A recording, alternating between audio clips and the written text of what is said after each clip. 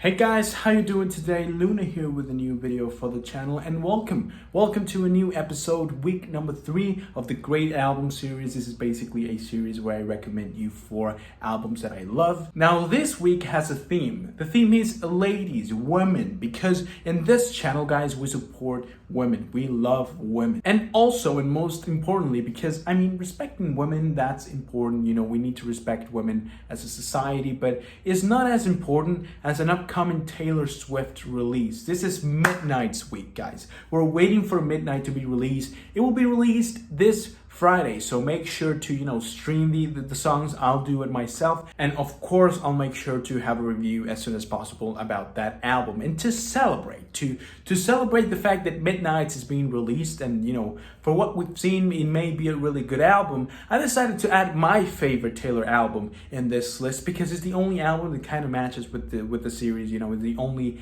Taylor album that I can call great. And for that reason, we're adding Folklore, guys, to explaining to you how much of a shift this album was. It's nearly, impossible. Basically, what you have to do if you want to understand the massive improvement this album was for Taylor, then go ahead and check out Lover, which was the album previous to this one, and then check out, Folklore, and you'll see the difference not only in terms of songwriting, but in terms of production. I think the lyrics are way more mature in Folklore. The album is way more beautiful, and it's a more focused release. This album, it's kind of like, it focuses only on folk music or bedroom pop, chamber pop music, a combination of the two, to make it beautiful, quiet, but also really intense in terms of emotions. Taylor has some of her best compositions in tracks like The One, in tracks like Cardigan, Mirrorball, Betty. I could name pretty much every single track on this fucking album, because another thing that's good about this one is that the quality is, really leveled. You don't have a song that's too much better than other. I believe that this album wasn't really, you didn't really need the amount of tracks this album has, which is 16 or 17 if I'm not wrong.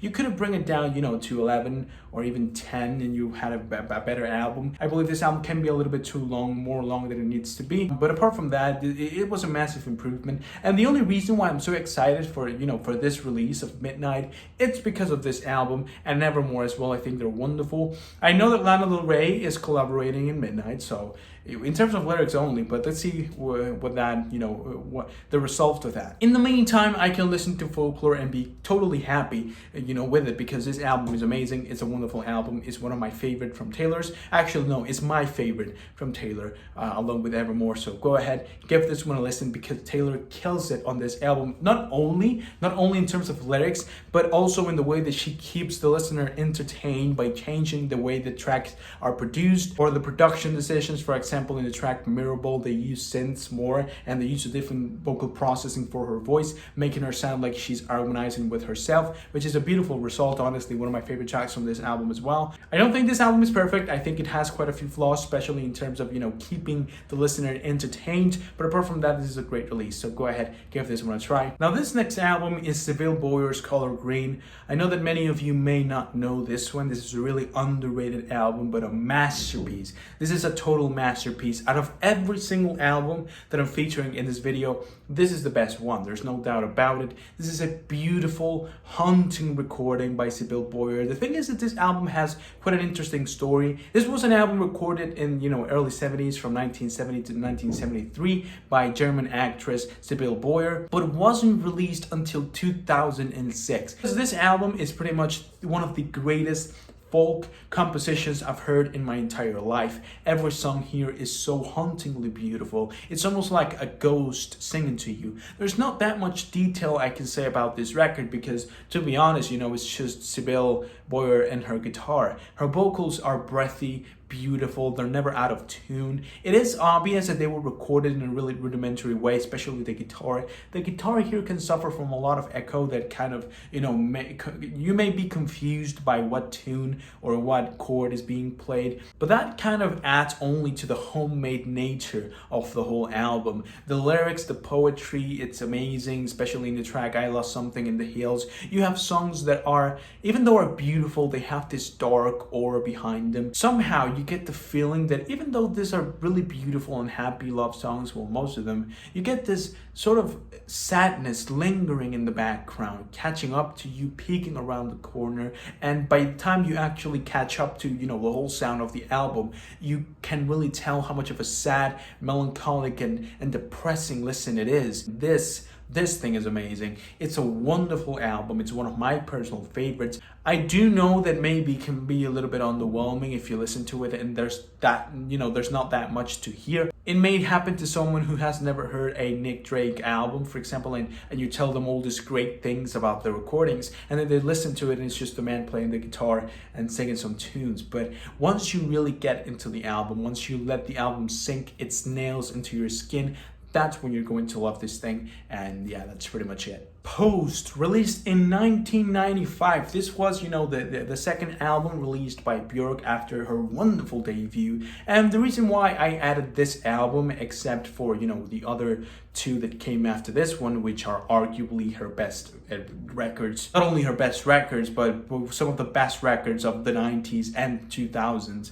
Vespertine and Homogenic are experiences that are really hard to put in words and would actually be, it's difficult to review those albums because of the amount of sounds and different things that just appear behind every corner of the album. Instead, Post is like a middle lane between the normal and beautiful nature of her debut and the craziness, the glitchiness, and the alienation you can find in albums after this one. Also, because this is Women's Week, okay? This is ladies' edition great albums, and you can hardly call the persona or character that Björk is portraying in the next albums a fucking human. You basically call her an alien, a goddess, whatever you want, but it's not a human, it's not a woman, it's just something else, man. Instead, in this album, she still has some sort of humanity. It's still not totally alienated, so I can talk about this one in Women's Week. Now, in this album, Björk's, in terms of melody, her vocals use the same melody as your typical pop mainstream song of the 90s.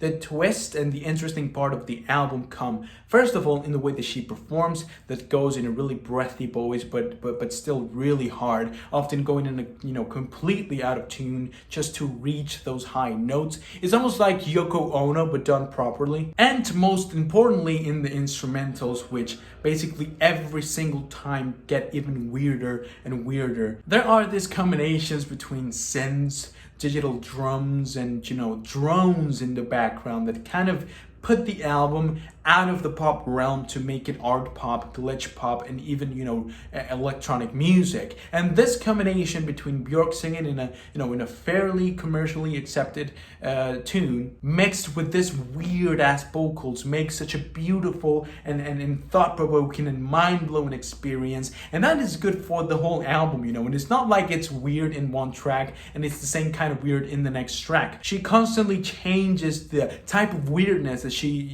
delivers to the audience. For example, in the opening track, Army of Me, it could easily be a pop hymn if you only grab Björk's vocals, but you add the instrumentals with those heavy drums, really heavy drums, and the synths playing in the background, the vocal processing. You add everything else basically, and that's when it gets weird. The same thing with the track, it's also quiet. You have beautiful waltz music in the beginning with Björk constantly shushing you, throughout the track, and then you go into that jazz break in the chorus of the song, and it's so loud. It scared me the first time I listened to it. Plus her performance, she goes on to scream. That doesn't even count as singing. He's just screaming. So I pretty much love this album. I think that after Sibylle Baier, this is the best one on this list. I definitely feel like you should listen to this if you haven't. Although this is one of Björk's most commercially successful albums, but if you haven't, go ahead, give it a try. Her whole discography is filled with masterpieces, so go ahead. The next album we're talking about, you probably don't know. We're talking about Luck Trip by Takako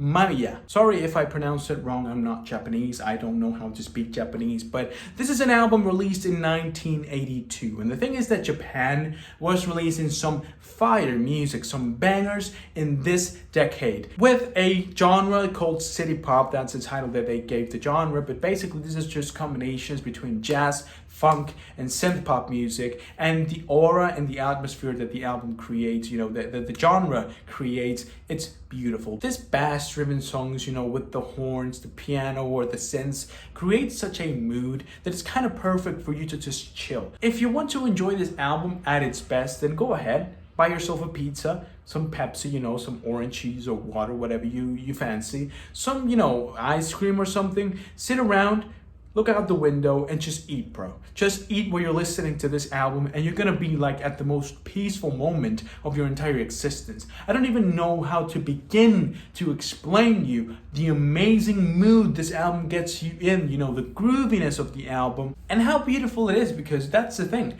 They have the beautiful factor in the synth pop scene, you know. You have the beautiful performance, a wonderful 10 out of 10 vocal performance by Takako Mamiya. You have the grooviness and, you know, this feeling of wanting to dance or move your hips around the songs with jazz and funk together. And that's not the only album in this genre that it's so good. I have a list, a fucking huge list of albums just like this one that are, you know, as good as this one right here, with the same style, but it's pretty much the songwriting and the melodies that you use that kind of, you know, separate the songs from one another. But I choose this one because this is pretty much one of the best ones and the one that, you know, introduced me to this new genre. So I wanted to give it a shout out in this video. Listen to this album. It's really underrated. I don't know if it's on Spotify. I usually listen to these things on YouTube, but definitely do. I would love to give you some, you know, some highlights on this thing, but the thing is that most of the titles, if not every single title on this track list, is in Japanese, and I'm not about to pronounce any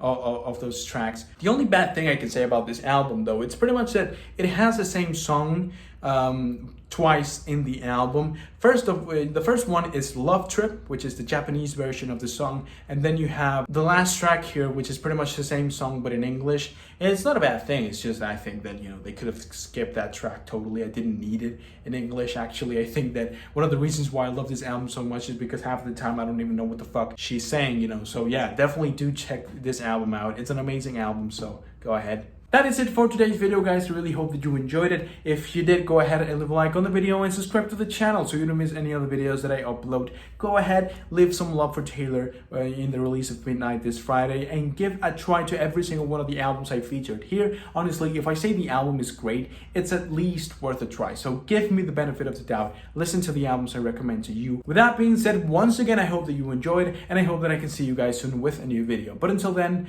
bye.